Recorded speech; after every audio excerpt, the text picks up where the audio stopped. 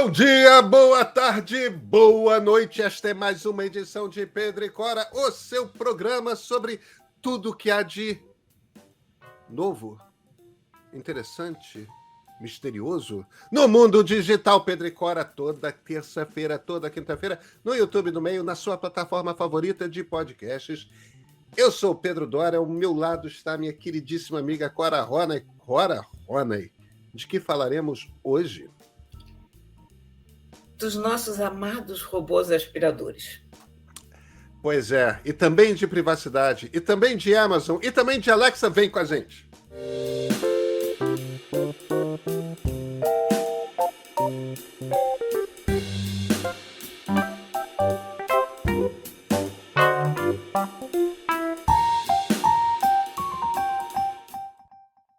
Cora Ronay, a Amazon comprou uma empresa da qual eu sei que tanto eu quanto você somos igualmente fãs. 1,7 bilhão de dólares. A Amazon comprou a iRobot. E se o nome não soa familiar a quem está nos assistindo, quem está nos ouvindo, a iRobot é responsável por fazer os aspiradores de pó Roomba.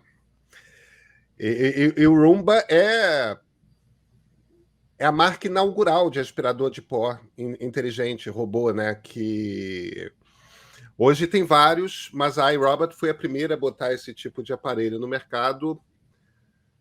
Para as pessoas terem uma noção de qual o tamanho desse negócio, 1,7 bilhão, o Elon Musk se comprometeu a pagar 44 bilhões pelo Twitter. Então, pouco menos de 20 avos do que vale o Twitter. Olha, eu acho que a Amazon fez um grande negócio. Por quê, Cora?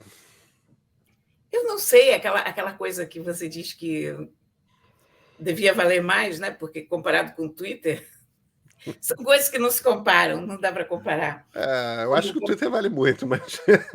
Isso é como comparar, sei lá, laranjas com chã de dentro. Ou frangos com abacaxis. Tá certo. São coisas incomparáveis. Não, mas a Amazon fez, agora sem brincadeira.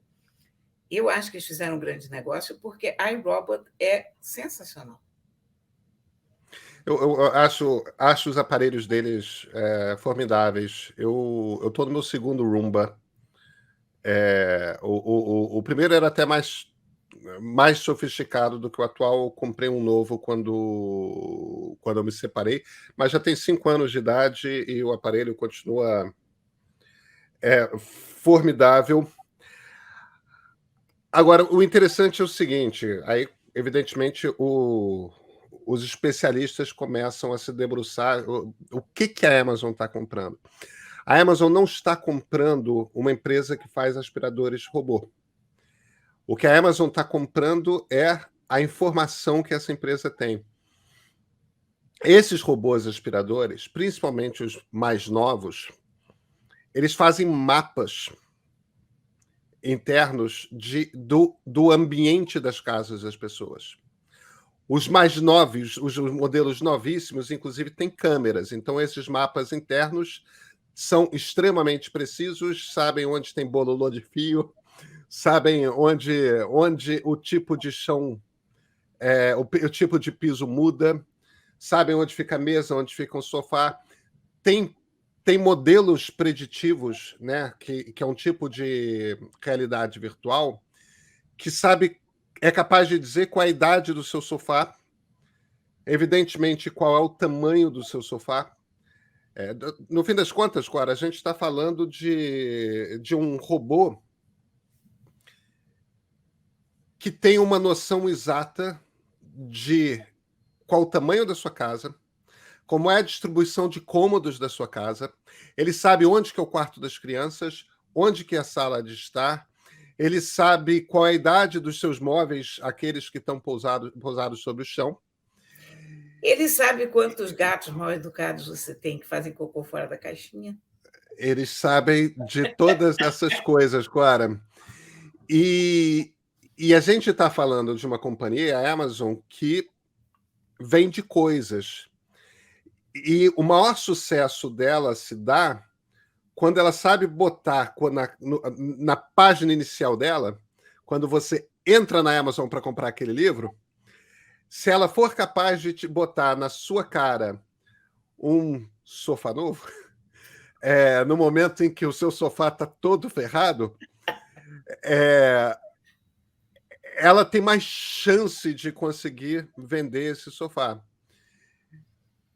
Então,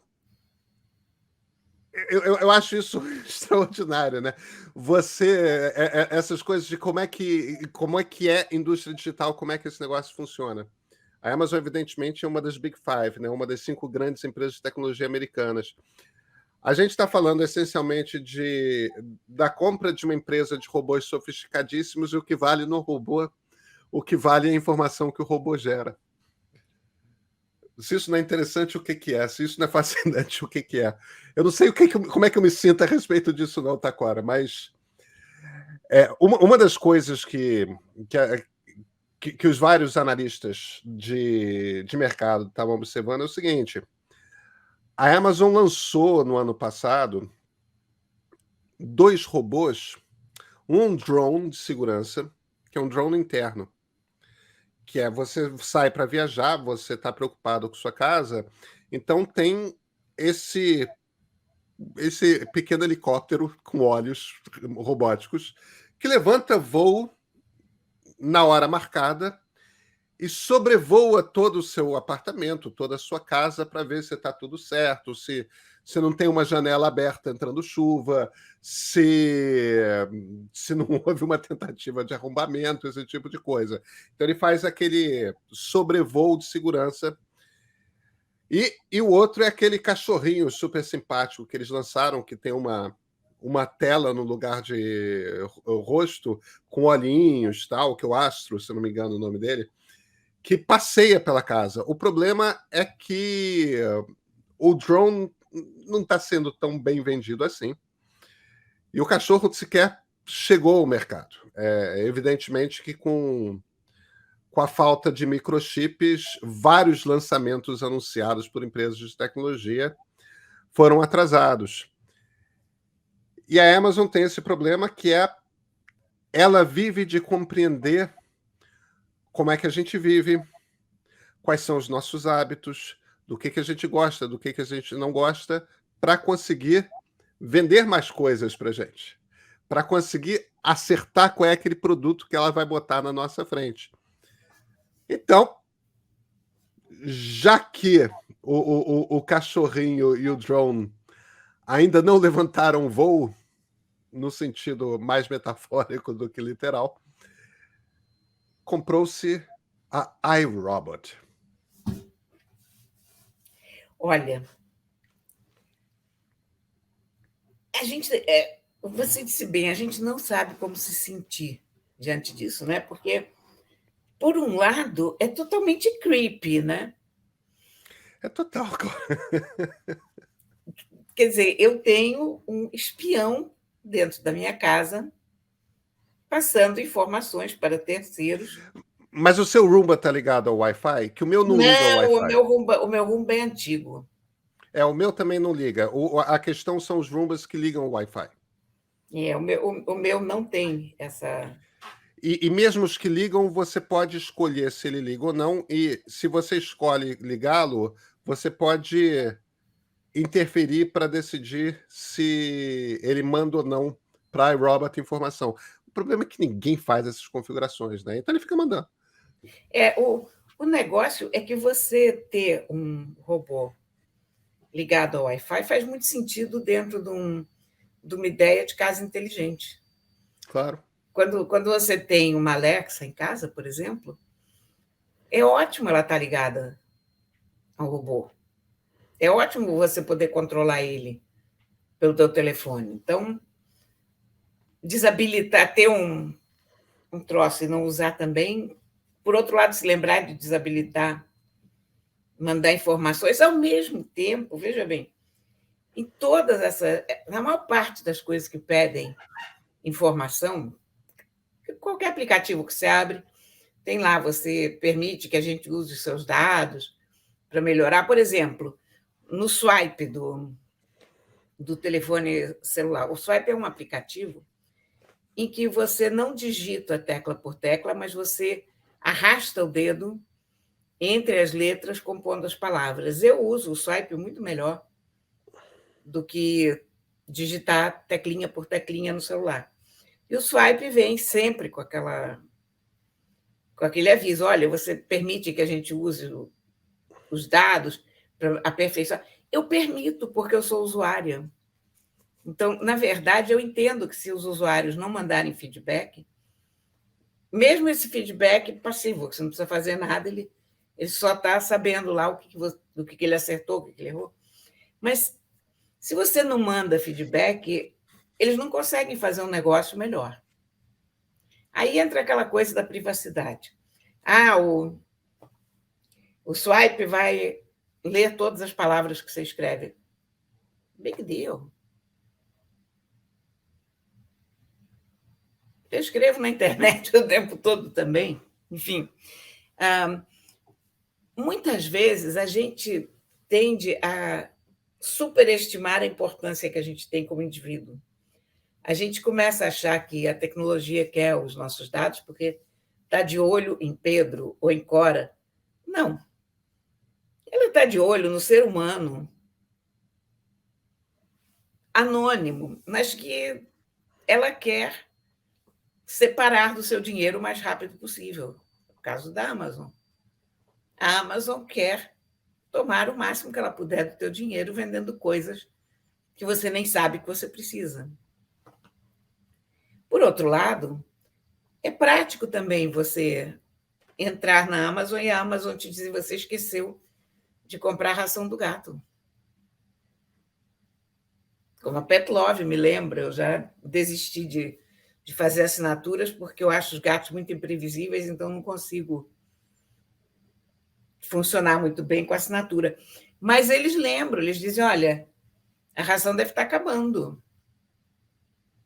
A areia está faltando. Isso é prático.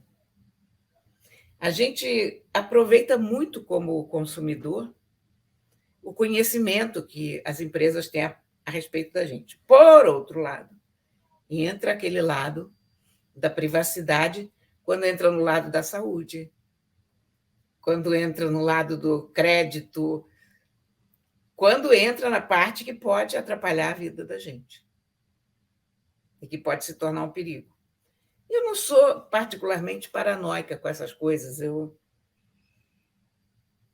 não sei como eu reagiria a um robô feito pela Amazon para transferir dados para a Amazon.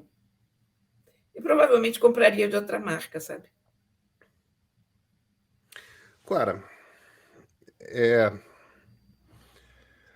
vamos lá.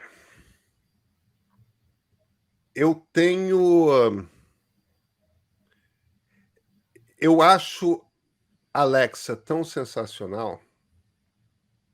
Puxa, eu não sei te Olha responder aí. isso. Já se manifestou aqui. Já. Eu acho essa moça tão sensacional que eu tenho uma no meu escritório, uma no meu quarto, uma no quarto dos meus filhos, uma na sala e uma na cozinha. São 5. São de tamanhos diferentes, são de características. Aqui do escritório tem tela, a dos quartos são aquelas pequenininhas, a da sala é uma robusta, que é a minha principal caixa de som, eu ouço música ali. Então, eu gosto da tecnologia, eu uso ela o dia todo. Ela tem o controle sobre a iluminação da minha casa, eu tenho programado trocentas maneiras diferentes de iluminar a sala, o quarto, os ambientes, sabe? E depois que eu monto os comandos para assistente, eu saio usando perguntas sobre o tempo, hora do A gente usa dia, muito. timer, lista de compras. Eu eu quis a assistente de 15 polegadas, que é um quadro que você bota na parede. E o motivo pelo qual eu não comprei é o seguinte: a Amazon do Brasil tomou uma decisão inacreditável, que é ela decidiu tirar uma característica que a Alexa tem nos Estados Unidos, que é, nos Estados Unidos você pode botar na tela um slideshow de fotos suas. Aqui no Brasil você não pode. Então você vai ter um quadro no seu escritório, que para mim seria excepcional, porque eu sou muito desorganizado com a agenda, eu esqueço de compromisso o tempo todo. Então, ter a agenda na minha cara o tempo todo era algo que eu queria. Para mim Mas, também seria bom. mas eu queria isso com as minhas fotos, não com fotografia de banco de imagem daquela gente sempre sorridente com cara de propaganda de margarina que a Amazon seleciona. É. Então, é uma coisa que é uma decisão absolutamente estúpida da equipe de marketing da Amazon Brasil. Perdoem o comentário, porque eu acho eles, em geral, sensacionais, mas acho isso uma decisão de quem não entendeu o que está vendendo. Você está vendendo uma tela para as pessoas, deixa as pessoas escolherem o que vai ter nessa tela. Ainda mais uma tela grande que vai ser um quadro na sua parede. Deixa as pessoas escolherem o que vai ter nessa tela. Se você não deixa as pessoas escolherem, as pessoas não vão pendurar aquela tela na parede. É verdade mesmo. Não tem jeito. Não tem jeito. O único lugar onde acontece uma coisa desse tipo é na Coreia do Norte, onde todo mundo é obrigado a botar o retrato do Kim Il-sung dentro de casa, mas é só lá que funciona.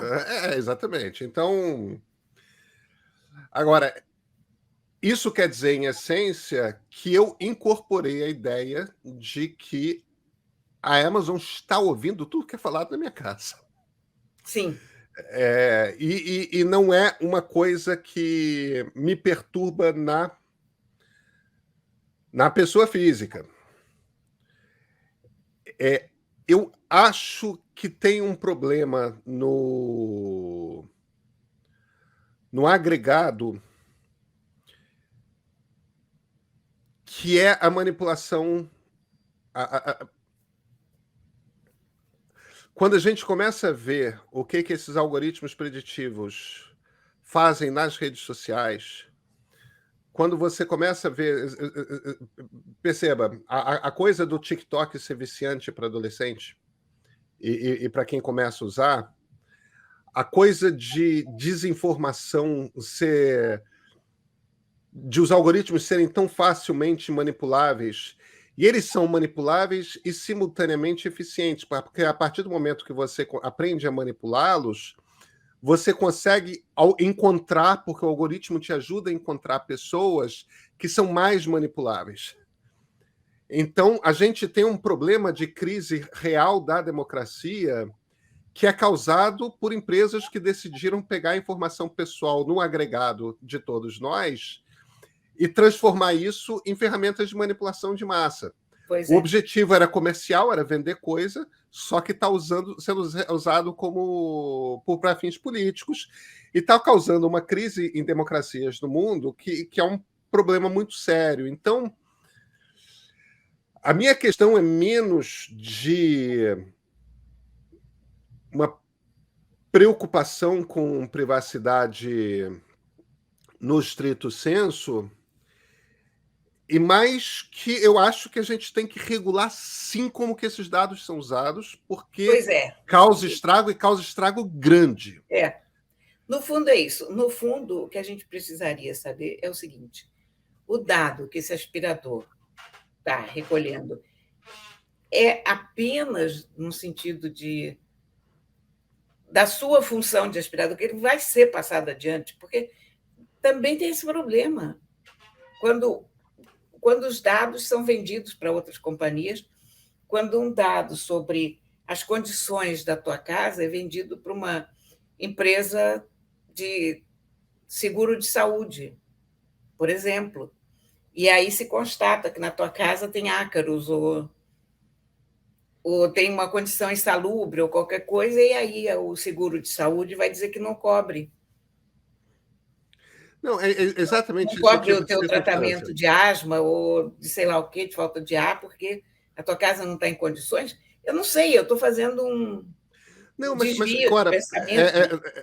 não é um desvio. Eu acho que você está sendo extremamente precisa. No fim das contas, a questão é a seguinte: e a regulação europeia que vai sair na virada do ano, porque a lei já está aprovada, agora é o tempo de ela entrar em vigor.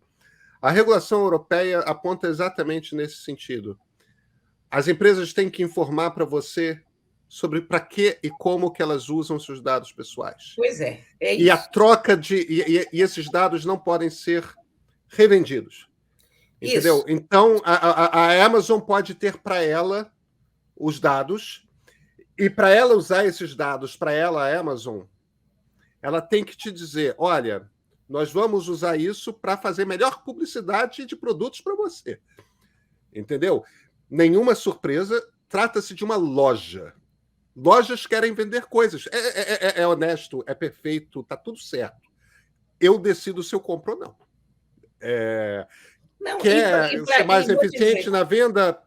para Acho gente, até que tem serventia, sabe? para gente como consumidor é mais prático, porque sem É. dúvida é melhor a gente receber propaganda de uma coisa que a gente usa do que receber aquelas coisas aleatórias. Você lembra da época do spam no e-mail, que todo mundo recebia todo tipo de Anúncio de propaganda? Viagra. Exatamente. É. Então, não faz o menor sentido. Se eu tenho que ver propaganda, que seja pelo menos de coisas que me interessam, ou que estão Não. dentro do meu universo de consumo, né? Você tem. É delicado, né? Porque afinal de contas tem a coisa da compra de impulso, endividamento das Tem. pessoas, tem uma dose de manipulação real aí que é delicado e é complicado tem uma grande discussão para ser tida. Eu acho que a gente vai ter que conviver com alguma perda de privacidade e, e no conjunto, caramba, a gente na semana passada estava falando dos lançamentos da Samsung, por exemplo. E a Samsung e a Apple estão nessa briga pela coisa do relógio inteligente, né? Claro, eu sou hipertenso. Se eu passo a usar um relógio que percebe que eu estou num pico de hipertensão e eu ainda não senti o que acontece, E muito comum. eu quero essa informação. E essa informação só vai existir e só vai ser capaz de salvar a minha vida porque eu posso ter um derrame. Dependendo do meu pico de hipertensão, eu posso ter um derrame. Imagina, veja, minha hipertensão é super controlada, com remédio e tudo mais. Mas o troço está lá. Né? Então, se você não tem esses dados, se todas as pessoas que têm hipertensão não fornecem esses dados para a Samsung e para a Apple, se a Apple não faz convênio com universidades, se a Samsung não faz convênio com hospitais, com gente que estuda isso, não vai ter dado suficiente para ser capaz de um dia falar: Pedro, presta atenção aqui, vai para um hospital agora, porque você está num lugar de hipertensão que 60% das pessoas que estão nesse negócio aí estão em sério risco de derrame cerebral, entendeu? Vai, porque alguém vai te tratar agora e vai evitar. Essas coisas salvam vida. Então, essas coisas. Entendeu? Eu estou precisando comprar um sofá. Se a Amazon me informa: olha, estamos no momento de baixa do mercado e esse sofá está 33% mais barato do que ele é normalmente, interessa a Amazon me dar essa informação porque ela provavelmente está com sobreestoque. E me interessa ter essa informação porque eu posso estar fazendo um cálculo aqui, não, vou comprar o sofá daqui a 6 meses. Mas se eu sei que agora eu vou pagar 33% menos do que daqui a 6 meses, opa, eu quero. Pois é. Eu posso tomar essa decisão. Então, existe o lado positivo desse tipo de informação, sabe? A gente vive sem Waze. Eu não vivo sem Waze, eu nem dirijo. Mas outro dia eu fui. Domingo passado, eu e a Lia fomos ao show do Caetano Veloso. Tinha uma hora específica. Imagina se eu quero perder o show de 80 anos do Caetano. Agora, tinha uma hora específica para estar lá, para conseguir pegar o ingresso, para podermos entrar, porque como é uma live, não tem flexibilidade no teatro. Fechou a porta, fechou a porta. Só que é longe da minha casa e num bairro que é a Barra da Tijuca, que para quem não é carioca não sabe, mas dá engarrafamento, e às vezes dá engarrafamento com problema e você não prevê quando tem engarrafamento.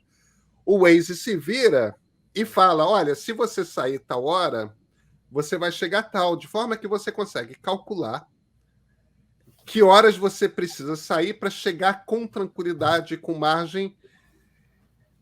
Se não está todo mundo com o aparelho celular ligado e o Waze colaborando com essa informação em tempo real, você não tem esse serviço. Então, essa informação pessoal da sua localização é um troço profundamente íntimo. Entendeu? Você não quer que uma ditadura saiba onde você, refugiado político, é. Tá. Você não quer, se você é um marido que trai, que sua mulher saiba que você está num motel nesse momento. Você não quer que o seu empregador saiba que nesse momento você está numa entrevista com outra empresa. Tem inúmeras informações sobre sua localização que você não quer compartilhar, porque são problemas na sua vida, porque não é da conta de ninguém que não de você. Por quê? Por outro lado, se as pessoas param de colaborar com a sua localização naquele momento, o Waze para de funcionar. E como é que você chega na hora? Exatamente. Então... É muito ambivalente isso, né? Exatamente. Na verdade, nós estamos aqui pensando em voz alta, porque a verdade é que não há uma solução para isso, né? Você tem um lado que é muito positivo e você tem um lado que pode ser muito perigoso. É isso. E então, a gente está, sobretudo, eu acho que é uma questão do momento em que nós estamos, porque nós estamos ainda no Velho Oeste. Digital. Onde é uma terra sem lei. É uma terra sem lei. A legislação começa a ser feita. Eu acho que isso não será problema daqui a 10 anos, daqui a 15 anos. Enfim, haverá um momento em que a vida quer dizer, em que já terá acontecido desastres suficientes para a gente perceber, olha, isso é perigoso, não vamos fazer isso. Eu imagino quanta gente a eletricidade não matou no primeiro momento, né? O pessoal botar a mão na tomada, segurar no fio com o pé no chão. Eu acho que é isso, Cora. Eu acho que é isso, sim. E, no fim das contas, a gente tem que dar uma esperada. Eu tenho fé nessa legislação europeia. Espero que o Congresso Nacional pegue como inspiração a legislação europeia e aplique no Brasil. E acho que a gente vai começar a regular e esse mercado vai começar a funcionar melhor, de forma que os dados possam ser usados para salvar vidas e tornar a nossa vida mais prática, e não sejam usados contra a democracia, não sejam usados em situações em que nossos direitos sejam abusados e tudo mais. Mas ainda estamos... Acho que sua descrição é melhor. Ainda estamos no Velho Oeste, enquanto isso, possivelmente, nosso próximo aspirador robô terá a marca Amazon. Tá bom. Nós usamos a Alexa, é verdade, você tem toda razão. Eu uso a toda hora e adoro, e não tira a minha Alexa, Cora. Não, a minha também não. Nos vemos na quinta, Cora? Sim, Pedrinho, com certeza. Então, até quinta-feira.